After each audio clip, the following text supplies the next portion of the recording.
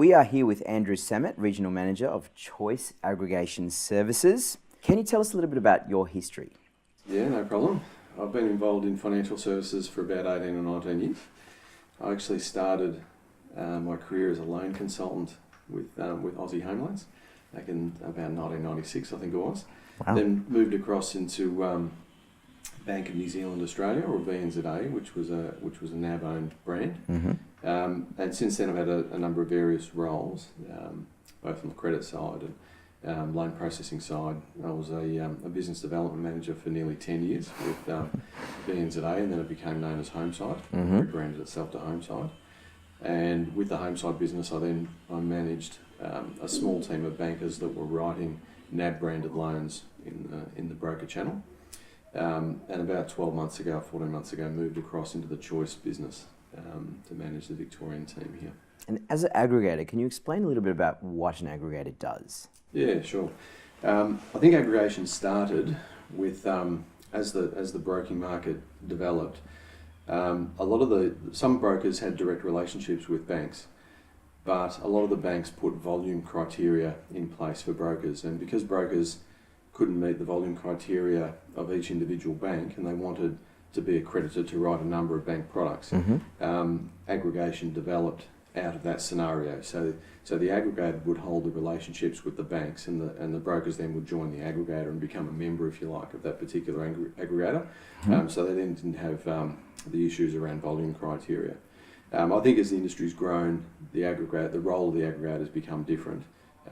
There's a lot more work the aggregator will do administratively for a broker, or from a compliance perspective, support and business development, and there's new aspects to it now.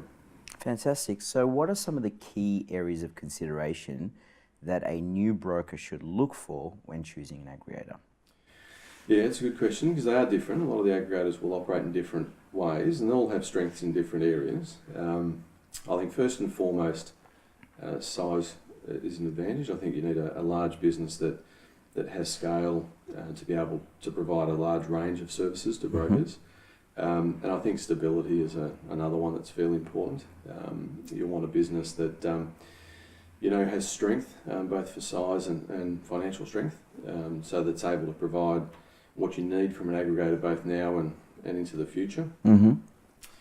If I was shopping for an aggregator, I think there's a few boxes I'd look to tick. I think once I'm comfortable with the business, I think you need good software support. I think it's crucial that the business is going to provide up-to-date and high-end technology for you to use. I think the industry is moving in that direction. And I think at the end of the day, it's people. You need to you work fairly close with your aggregator as a broker, and you need to be comfortable with the people you're dealing with, because they'll become an integral part of your business. So it's like a partnership, and I guess they're the pros.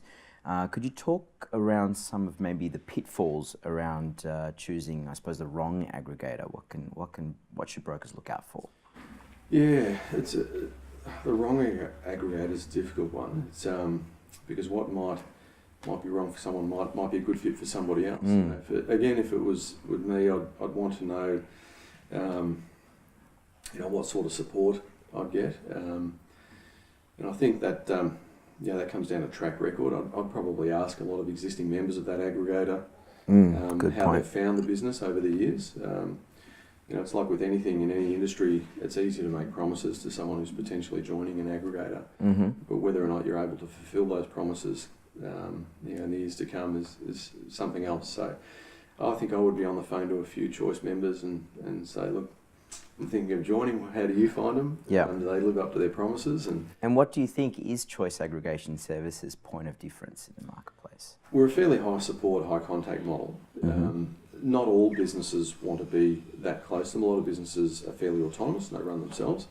But we have an approach where we say we'll be as involved in your business as you want us to be. So a lot of businesses are at different phases in their life cycle. Some are quite mature businesses, and they might only want us involved for very technical, finer points and details. Some businesses are in real growth phases. We still get a lot of new to market members, so they need a lot a lot of coaching and we need to be a lot more hands-on with those newer members. And that you're talking about business development. So, in what are some of the ways that Choice really embrace the business development programs that you operate? I think our partnership managers are the ones that take on the responsibility of business development with their members. And I think we've got 3 partnership managers here based in Victoria. They're all really experienced, but all have really good skills in different areas and areas of speciality, I suppose.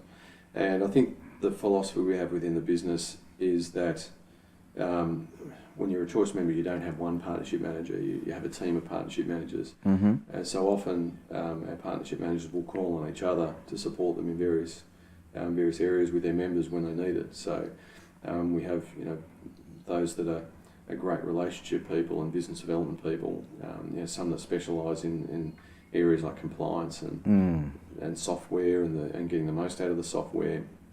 One of my partnership managers, his background is marketing. He spent 10 years working in a marketing area of behind the scenes with our businesses, and so he just has great ideas that some of the other guys probably wouldn't have because it's not their background. So his specialty is everything from shop fit outs to using the software to market into your client base and developing relationships with new referrers. So quite often the partnership managers will call on each other and say, look, I've got a member that really wants to get involved in running a marketing campaign in his area using his existing clients.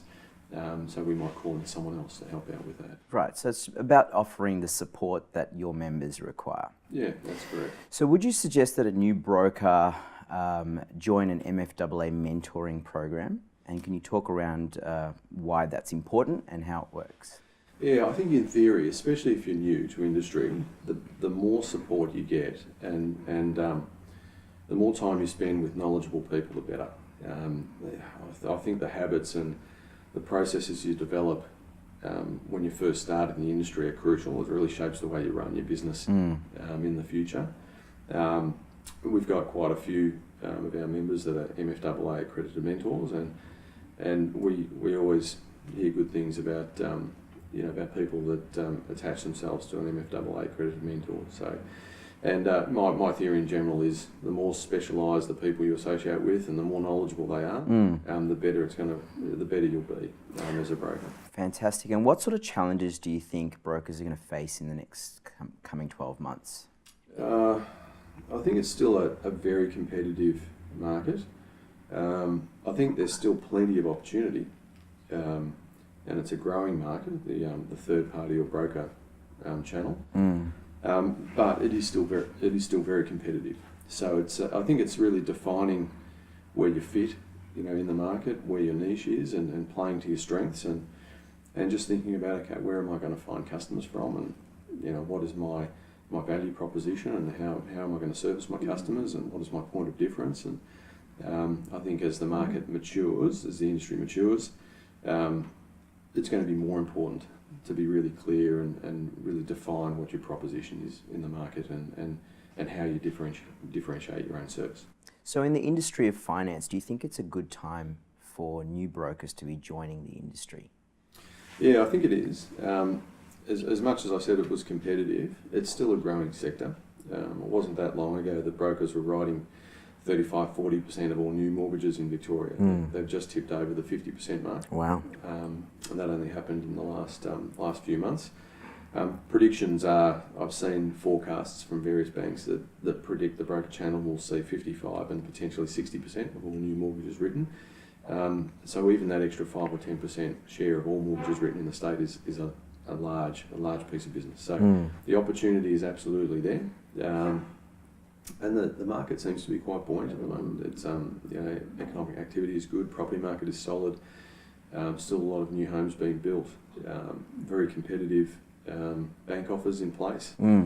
It just seems to be a lot of activity in general in the mortgage market at the moment. So that's great. Great news for the industry. So with your experience, could you suggest perhaps 3 questions that a new broker should ask their aggregator when considering choosing an aggregator? Yeah, first would definitely be, how am I going to be supported as a member? You just want to know that you don't start day one your new career as a mortgage broker and then you're on your own. You have no help. I would deep dive into the software, and also not just the software itself, but how am I going to be coached around getting the most out of that. I still think the software that we run at Choice isn't utilised as well as it can be. So we're constantly developing training programs for people that have gone a long way beyond the original, the basic use of the software. It's now becoming quite specialised in how you use it for different parts of the business. So I'd want to know that the software has the capability to accommodate, and that I'll be asking a lot about someone's track record. How have you performed? What you're telling me you can do. How have you performed in reality over the last few years? And I'd be contacting a few Choice members and asking them a few questions. Fantastic advice. Well, you've been speaking with Andrew Samet, the Regional Manager from Choice Aggregation Services. Thank you, Andrew. Welcome. Thank you.